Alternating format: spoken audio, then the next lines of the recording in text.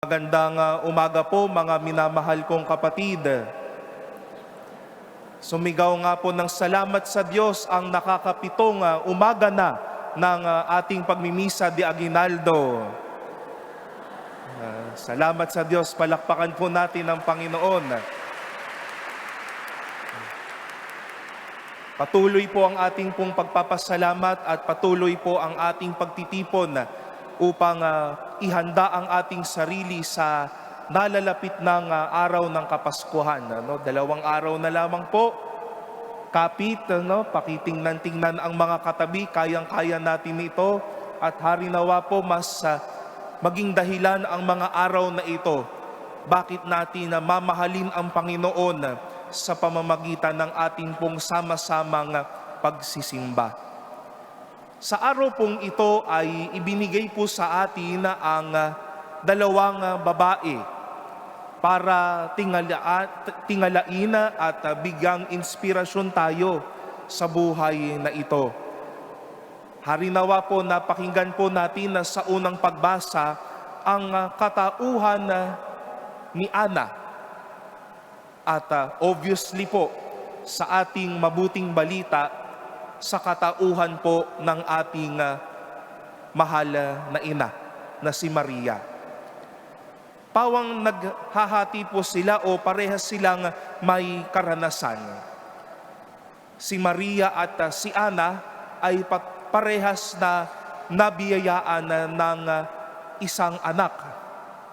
Si Ana, napakinggan ng Diyos at narito ang kanyang anak na si Samuel. Si Maria, bumisita sa kanyang kaibigan na si Elizabeth, kanyang pinsan na si Elizabeth, dala sa kanyang sinapupunan ang kanyang minamahal na anak na si Jesus. Hindi lang ho iyon. Hindi lang sila pinagpala, kundi parehas po silang nagbigay ng papuri sa Diyos. Inalay ni Ana ang kanyang anak na si Samuel sa templo at nagpuri sila sa Panginoon, sabi nga sa unang aklat ni Samuel. At sa araw pong ito, narinig po natin na itong papuring awit ng ating mahal na ina. Kinakanta ho natin ito, alam na alam po natin ito, yung ang puso ko'y nagpupuri sa Panginoon at nagagalak ang aking espiritu dahil sa Diyos ng aking tagapagligtas. Pero mga minamahal na kapatid, sa kabila ng kanilang pagtanggap sa biyaya ng Diyos at sa kanilang buong pusong pag-awit sa harapan ng Panginoon, may isa pong dahilan bakit naging totoo ang mga bagay na ito. Binanggit po ni Maria sa kanyang awit, sapagkat nilingap niya ang kanyang abang alipin. For he has looked with favor on his lowly servant. Ito po ang isang magandang bagay na paalala sa atin na tinignan ng Diyos si Ana at si Maria ng katangi-tangi at kamahal-mahal. Tinignan niya ang dalawang babae ito na nararapat sa biyaya ng isang anak. Nararapat si Ana sa isang biyayang anak na si Samuel. Kaya nga po ang pangalan ni Samuel, ang ibig sabihin ay nakinig ang Diyos. God heard. Nagkaroon sila ng anak sa kabila din ng kanilang kasaysayan at sa kabila ng kanilang mga masasalimuot na karanasan. Si Maria ganun din, habang hinaharap ang maselang pagdadalang taong ito, ang mabati ng kanyang pinsan na bukod kang pinagpala sa babaing lahat, ang dalin si Jesus sa sinapupunan ay siyang pagtingin ng Diyos sa kanila ng katangi-tangi at kamahal-mahal.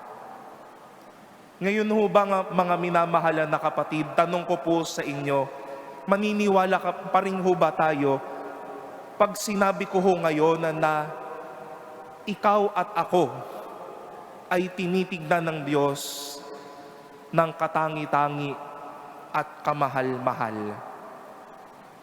Na habang nakaupo kayo dito, habang nagsisimba tayo, habang araw-araw tayong nabubuhay, naniniwala pa rin ba tayo na sa kabila ng lahat, nakatingin ang Diyos sa akin na parang ako ay espesyal na tao, na ako ay kamahal-mahal, ako ang pinakamaganda, ako ang pinakagwapo, ako ang pinakadakila sa lahat ng tao din sa mundong ito. Madalas po kasi ang pamantayan lang natin sa ganyang bagay ay ganito.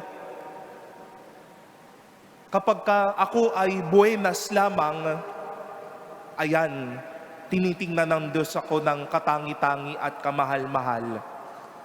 Kapag natugunan ng Diyos ang aking dasal, biniro kayo ni Monsignor Rolly nung unang umaga o unang gabi ng ating Misa de Aguinaldo, na siguro tinitingnan lang ako ng Diyos ng katangi-tangi at kamahal-mahal kapag matapos ang 9 na araw ay may makita akong nobyo o nobya.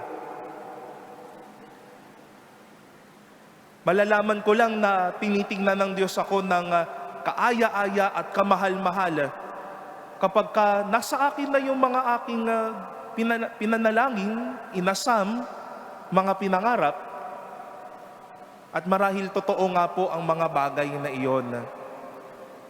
Pero mga minamahal na kapatid, paalala lang po sa inyo at sa akin na hindi lamang po sa mga ganyang pamantayan tayo tinitignan ng Diyos ng katangi-tangi at kamahal-mahal. Hindi man sinasagot pa ng Diyos ang ating panalangin na katulad ng iba ay maging successful tayo at tayo ngayon ay naghihirap at nagsusumikap. Pagtingin na ho ng Diyos iyan na kayo ay kumakayod, kayo ay nagsisikap, kayo ay nagpupursigi, nagbibigay kayo ng oras, binibigay nyo ang lahat. Marahil panalangin natin sa Diyos, Panginoon, bigyan mo naman ako ng isang matatagan na pananampalataya. At kahit ba nakikita natin ang sarili nating unti-unti pa lamang natututo kung paano magsimba, ano nga ba ang simbahan, ano nga ba ang salita ng Diyos, sino nga ba ang mahal na ina, ano nga ba ang Pasko, yung mga mumunting mga efforts na iyan, bakit tayo natututo, bakit tayo na huhumaling sa pananampalataya? Pagtingin na yan sa iyo ng Diyos ng katangi-tangi at kamahal-mahal. Yung ito lang po na tayo ay kahit papano safe and sound sa mga kapaligiran ho natin. Na may nakakain tayo 3 beses sa isang araw. O marahil madami pa ho sa atin dito, hindi lang 3 beses kumakain sa isang araw. Pagtingin na ho yan sa atin ng Diyos ng kamahal-mahal at katangi-tangi. Ang may kaibigan kang katabi ngayon, ang may buhay tayo at may hininga tayong hinihinga ngayong araw na ito, hindi na po natin muna kailangan mag-asam ng malalaki pang mga bagay. Pero itong mga maliliit na bagay na ito, patunay na kahit kailanman walang mintis tayong tinitignan ng Diyos ng katangi-tangi at kamahal-mahal. Bakit napaawit si Ana ng papuri sa Diyos at si Maria ng kanyang Magnificat? Dahil patuloy silang tinitingnan ng Diyos ng may paglingap, pagmamahal at pag-asa. Dalhin po natin ito sa pag-uwi, mga minamahal na kapatid, na sa kahit anong siglo at karanasan sa buhay, tinitignan ka ng Diyos na ikaw ang kanyang pinakamamahal, ikaw ang kanyang pinakatangi, at ikaw ang pinakamaganda at gwapo sa buhay na ito. sa maliit at sa malalaking mga biyaya. Tanda ito na kahit kailanman, tinitignan tayo ng Diyos ng katangi-tangi at kamahal-mahal. Kaya pakatandaan po natin na ang katotohanan ito.